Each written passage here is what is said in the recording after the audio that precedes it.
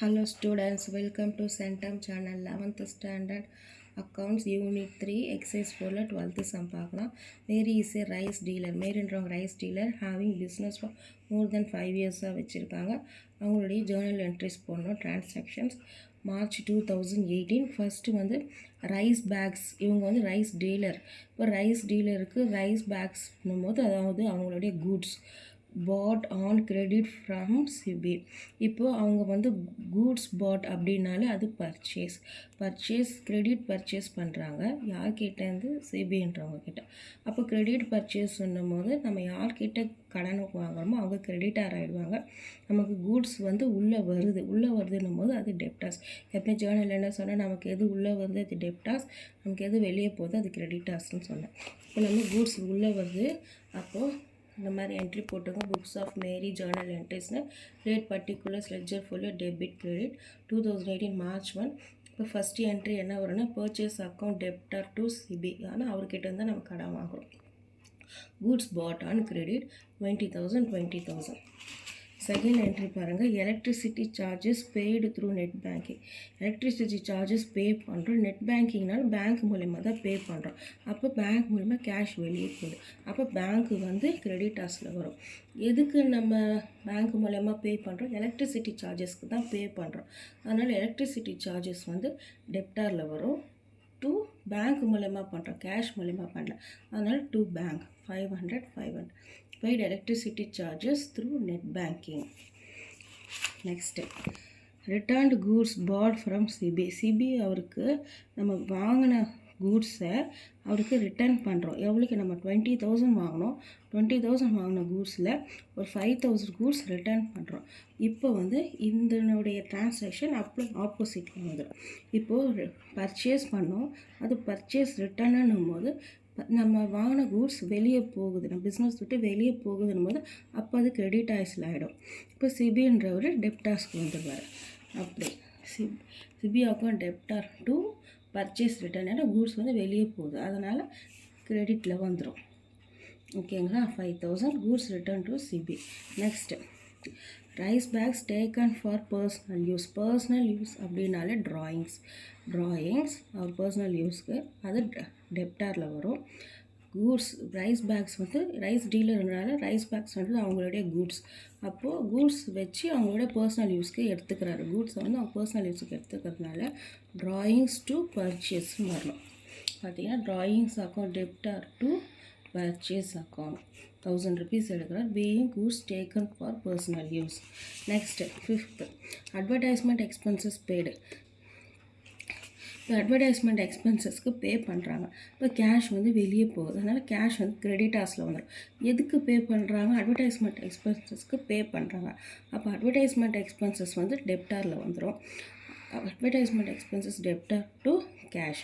எவ்வளோ பே பண்ணுறாங்க? 2,000 paid advertisement expenses. Goods sold to மனோவுக்கு நம்ம கூட்ஸ் சோல்ட் பண்ணுறோம். அப்போ நம்ம கூட்ஸ் வந்து நம்மளை விட்டு வெளியே போகுது. அப்போ மனோ வந்து டெப்டாரில் வந்துடுவார். கூட்ஸ் வந்து சேல் பண்ணுறது, கூட்ஸ் சோல்டுனா சேல்ஸ் அப்படின்னு அர்த்தம். பாட் கூட்ஸ்னால் பர்ச்சேஸ்ன்ற மாதிரி, கூட்ஸ் சோல்டுனா சேல்ஸ். அப்போ Mano account debtor to sales வந்து கூட்ஸ் வந்து வெளியே போகுது டு சேல்ஸ். இப்போ 20,000 கிரெடிட் சேல்ஸ். ஓகேங்களா? கூட்ஸ் ரிட்டர்ன்டு பை மனோனா நம்ம கூட்ஸ் 20,000 ரூபாய்க்கு கூட்ஸை சேல் பண்ணுறோம். நம்ம சேல் பண்ணவர் திரும்பி நம்மக்கிட்ட 5,000 கூட்ஸ் ரிட்டர்ன் பண்ணுறாரு. அப்போது சேல் பண்ணோம். இப்போ நம்ம ஒரு பொருள் சேல் பண்ணுறோம், நமக்கு ரிட்டர்ன் வந்துச்சுன்னா அது போய் நம்ம என்ன பண்ணுவோம்? சேல்ஸ் ரிட்டர்ன் சொல்லுவோம். சேல்ஸ் ரிட்டர்னும் போது நம்ம கூட்ஸ் வந்து உள்ளே வருதுன்னும் போது சேல்ஸ் ரிட்டர்ன் வந்து டெப்டாரில் ஆகிடும். டு யார்கிட்ட வருது? மனோ. டு வந்து அக்கௌண்ட் வந்து மனோன்னு ஆகிடுவார். அப்போ சேல்ஸ் ரிட்டர்ன் வந்து ஏன்னா கூட்ஸ் உள்ளே வருது, அதனால் sales return debtor to Mano 5,000 goods return to Mano. அதாவது இந்த சேல்ஸ் டிரான்சாக்ஷனை சேல்ஸ் ரிட்டர்ன்ஸ்க்கு அப்படியே மாற்றி எழுதிக்கணும். அதே தான் பர்ச்சேஸ் டிரான்சாக்ஷனை பர்ச்சேஸ் ரிட்டர்ன்ஸ்க்கு அதே மாதிரி மாற்றி எழுதிக்கணும். அதே மாதிரிங்க payment received from Mano through NEFT. நம்ம மனோக்கிட்டேருந்து பேமெண்ட் ரிசீவ் பண்ணுறோம். நம்ம விற்ற கூட்ஸுக்கு பேமெண்ட் ரிசீவ் பண்ணுறோம். அப்போ ரிசீவ் பண்ணினா நிஃப்ட்டுன்னா பேங்க்குன்னு அர்த்தம். பேங்க் மூலிமா ரிசீவ் பண்ணுறோம். இப்போ பேங்க் மூலிமா தான் நமக்கு பேமெண்ட் உள்ளே வருது.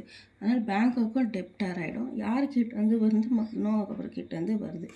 அப்போ பேங்க் அக்கௌண்ட் டெப்டார் டு மனோ. எவ்வளோ நிஃப்ட் பண்ணுறாருன்னா 20,000 கூட்ஸ் நம்ம அவருக்கு சேல் பண்ணுறோம். 20,000ல் அவர் 5,000 கூட்ஸ் நமக்கு ரிட்டர்ன் பண்ணிட்டாரு. ரிமைனிங் எவ்வளோ இருக்கும்? 15,000 தான் இருக்கும்.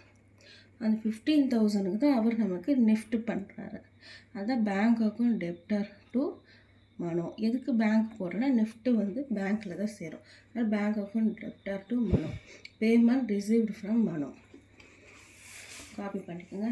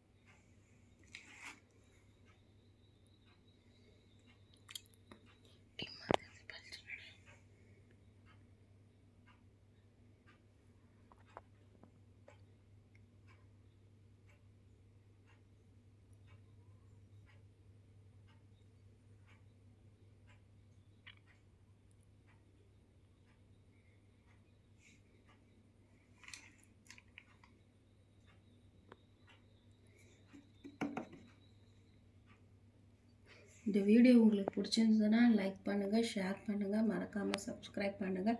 தேங்க்ஸ் ஃபார் வாட்சிங்.